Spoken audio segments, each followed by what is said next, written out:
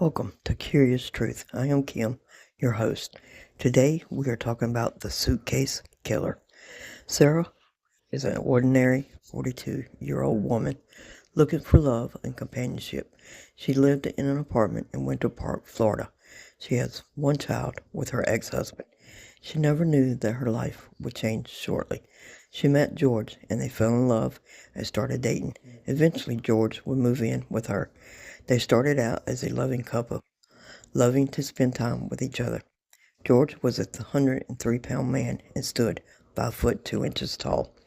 Several times over the years, the police department would be called out for the fighting between the two of them. Videos showed that on one occasion, after she had called the police department, Sarah was begging the police officers to not lock George up. She had taken a personal protection order out on him, but would allow him back in her home. When the argument would get out of hand, she would then call the police department and invoke the personal protection order and have him arrested. The last day they had together, they talked, did puzzles, listened to music, and played a game of hide and seek. While doing these activities together, they both consumed 2.5 bottles of wine, the 1.5-liter bottles. They started drinking around 12 o'clock that afternoon. On February 24, 2020, that evening, George and Sarah thought it would be funny if George could actually fit inside of a suitcase. George got into the suitcase and Sarah zipped it up. The suitcase was a large cloth suitcase with wheels and a handle. It had 2 zippers that would meet in the middle. After a while, things turned bad. George started getting cramped up and wasn't able to breathe as good. He was getting angry that Sarah wouldn't let him out. A video was shown in court that she had recorded that you can hear George asking her to let him out. Meanwhile, while videotaping George in the suitcase, she was also mocking him, saying, "This is for everything you have done to me. And that's on you that you can't breathe. That's what I feel like when you choke me." She also was jabbing at the suitcase with a baseball bat. Sarah eventually got tired of the game and decided to go upstairs. She thought George was able to get out of the suitcase by himself and that he would follow her behind shortly. She went upstairs, climbed into bed, and passed out. The next morning, around 11 o'clock, she got up. George wasn't there, laying beside her. She went downstairs to find him. She discovered that he was still zipped up inside of the suitcase, dead.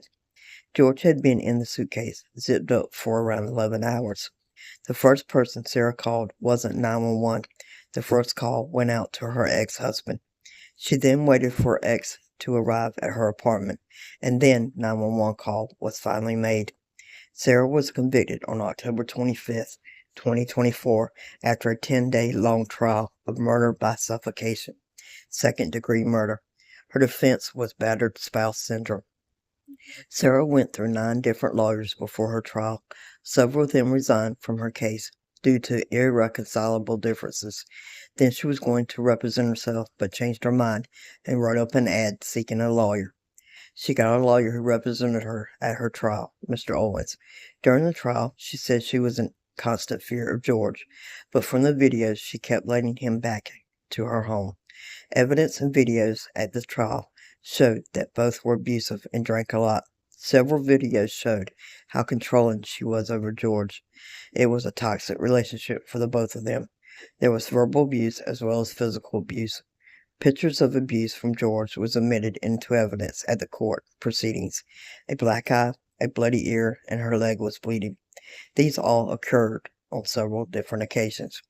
When asked in court why she wouldn't let him out of the suitcase, she stated that she wanted him to understand what she felt like. At the autopsy, the medical examiner testified that George had other injuries to his body, his head, back, face, and hand. The jury was out in deliberation for about 90 minutes in all and came back with a guilty verdict. She awaits sentencing now as of November 2024. Is Sarah insane?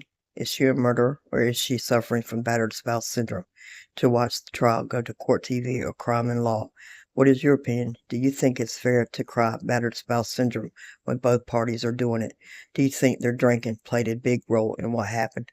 Thank you for watching Curious Truth. Don't forget to subscribe and hit that like button. See you on the next one.